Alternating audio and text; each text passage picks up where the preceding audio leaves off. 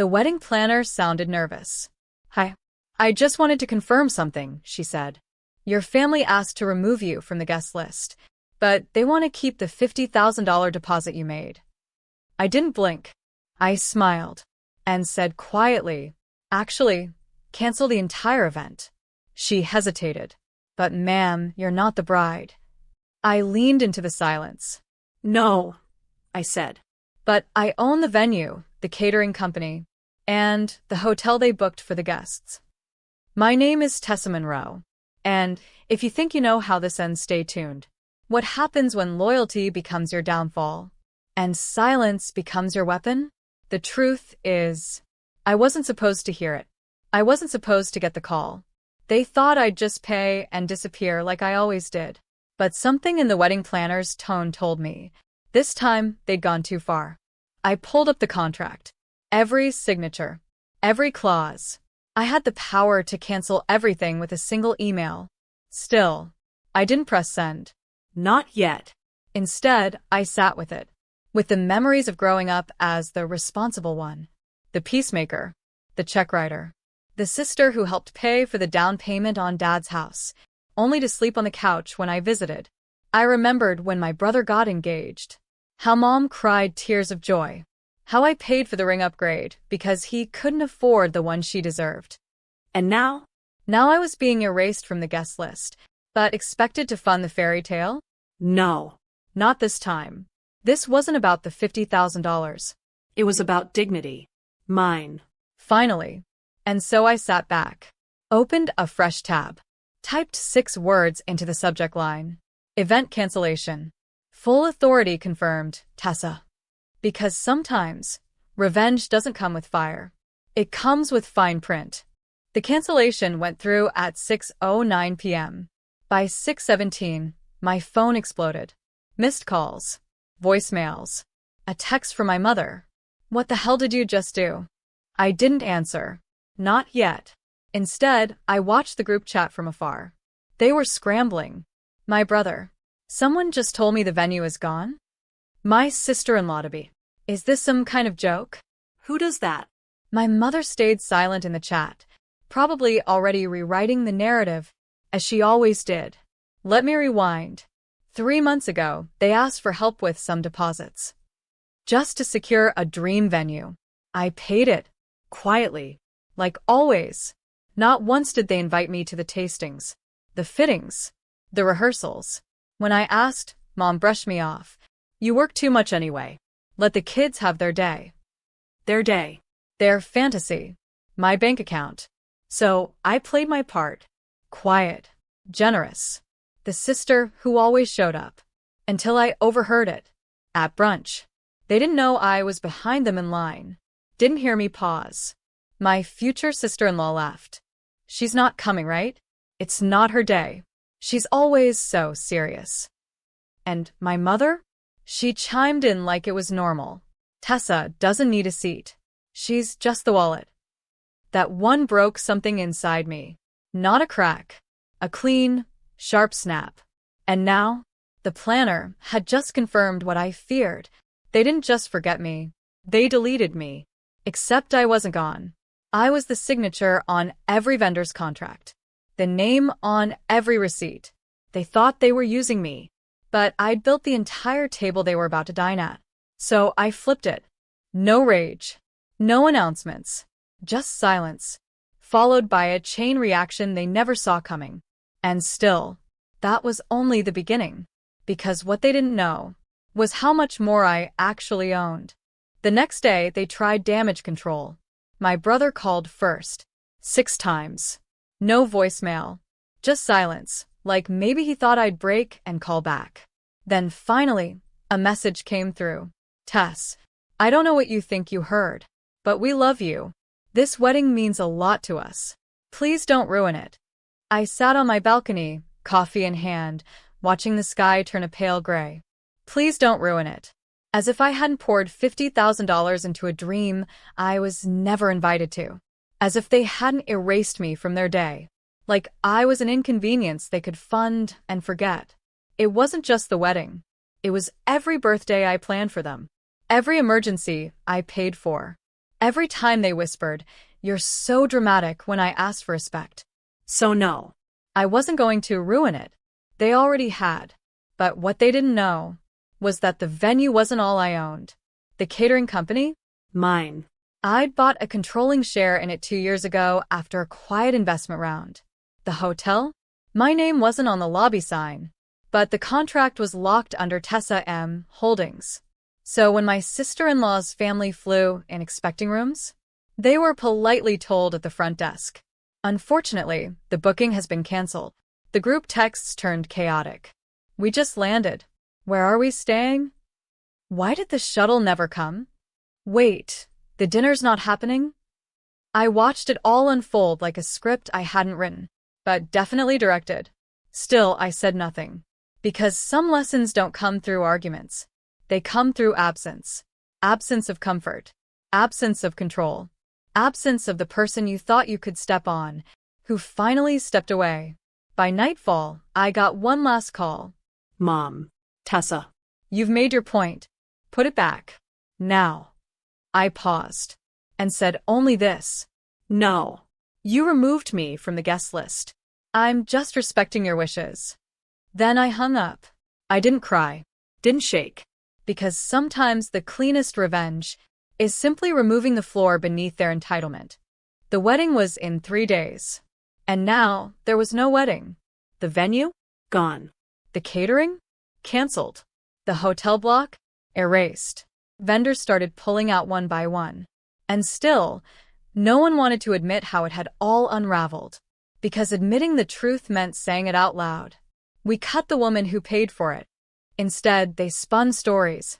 My brother told his fiancé's parents there was a system error. My mother said the planner was incompetent. And my sister-in-law? She posted a sad little selfie captioned, "Pray for us. People don't want to see us happy."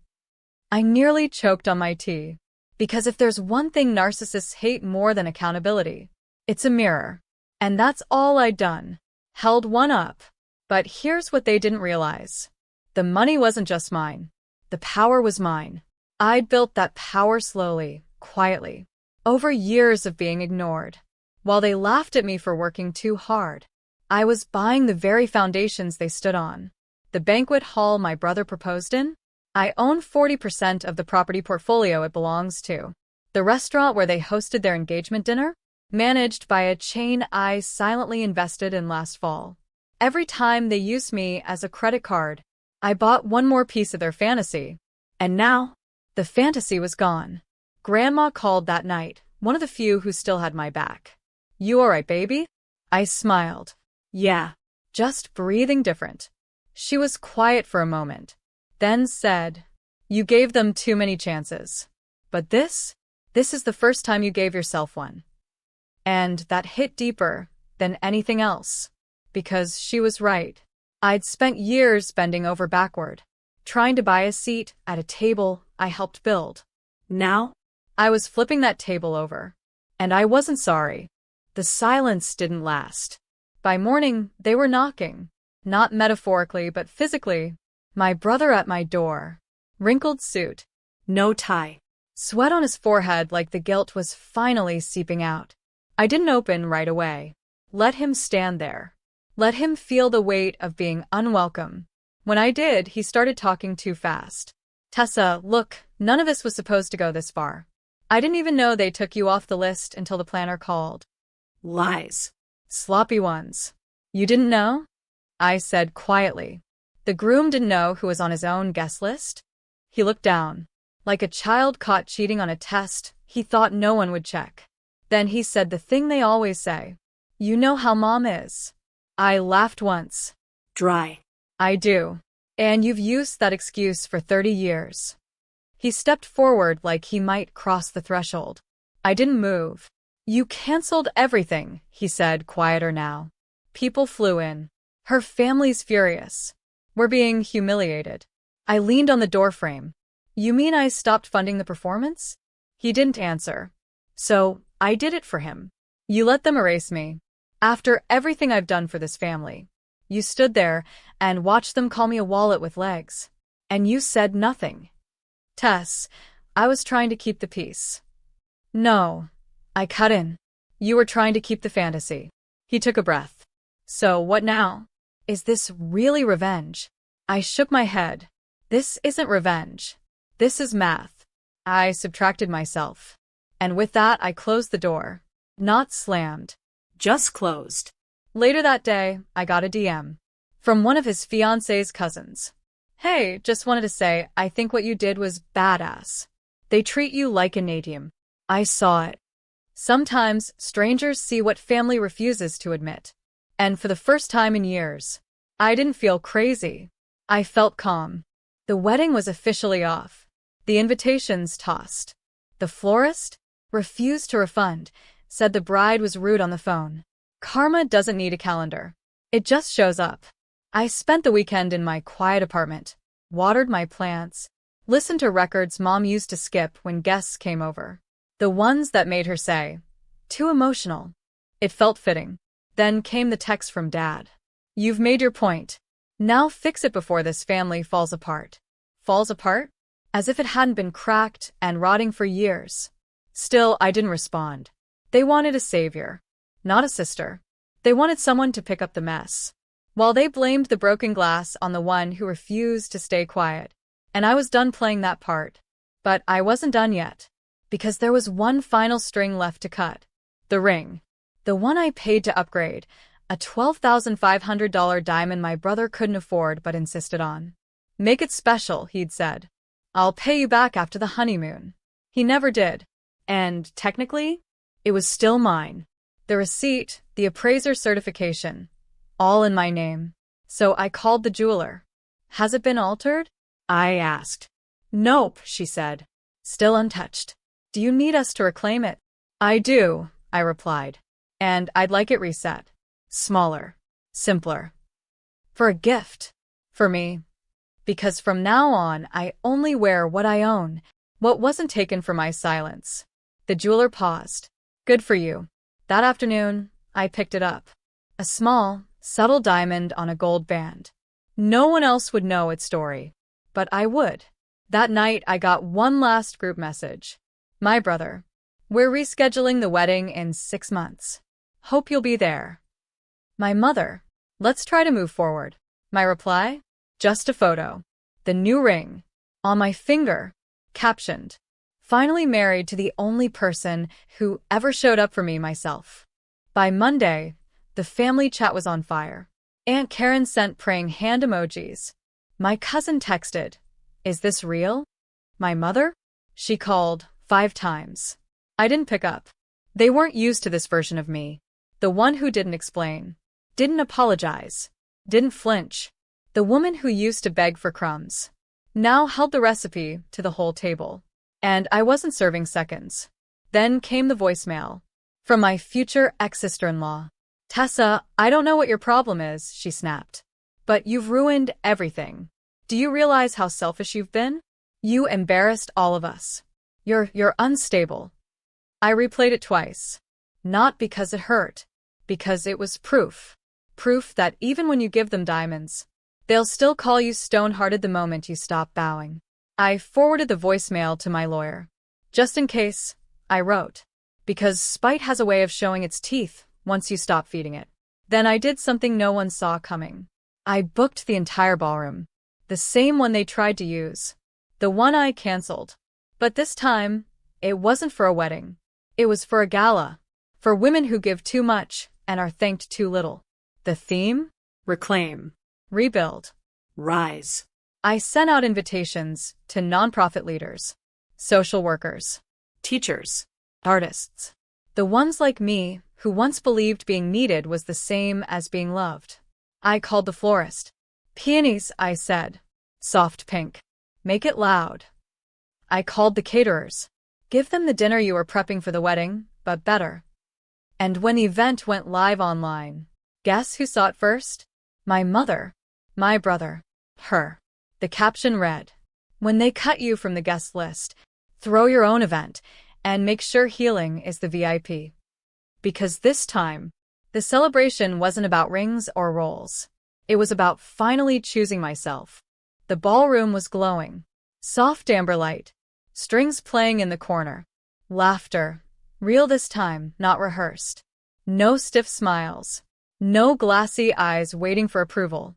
Just women standing tall in dresses they bought for themselves, wearing stories they never had to shrink. At the center of it all, I stood, not hidden behind a clipboard or a checkbook, but seen. Whole. Someone clinked a glass. They wanted me to speak. I never liked microphones, but that night, I didn't need one. I raised my glass. To the women who stayed silent too long. To the sisters who paid the bill and got left off the guest list. To the daughters who held the family together while it tore them apart. Tonight, we stop asking to be invited. We build the room ourselves. Applause. Soft. Then swelling. And for the first time in years, my hands weren't trembling. That's when I saw them. In the far corner, near the entrance. My brother. My mother. Not in gowns or tuxes. In shame. They didn't walk in. They couldn't. They just stood there, like ghosts haunting a party they never believed I'd throw. Mom stepped forward, but a staff member gently blocked her. "This is a private event, ma'am." And I smiled, because for once, I was protected. Not by a family name, not by the weight of guilt, but by boundaries, ones I built brick by brick. I watched them leave. No shouting. No drama. Just the quiet end of a story that had dragged on too long. Later that night, I took off the ring, placed it in a velvet box. Not out of regret, but remembrance. And I whispered, "Thank you for everything I lost." It made space for everything I found. The night ended in slow music and soft light. No wedding, no cake, but more love than any of them ever offered me. And that was enough.